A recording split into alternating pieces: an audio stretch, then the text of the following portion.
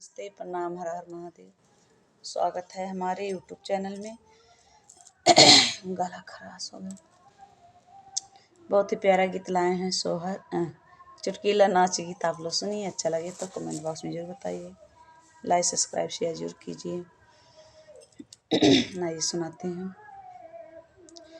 फूलल गुलाब झुराई कैसे, फूलल गुलाब झुराई कैसे, सैया ठाड़ बाया गनावा बोलाई कैसे, सैया ठाड़ बाया गनावा बोलाई कैसे, हे बोलाई कैसे, हो बोलाई कैसे, सैया ठाड़ बाया गनावा बोलाई कैसे, चूड़ी खनकाई बैत ससुर जागी जाई हैं, चूड़ी खनकाई बैत ससुर जागी जाई हैं, माथवा के बिदिया देखाई कैसे, माथवा के बिदिया देखाई कैसे, सैया ठाड़ बाया गनावा बोलाई कैसे,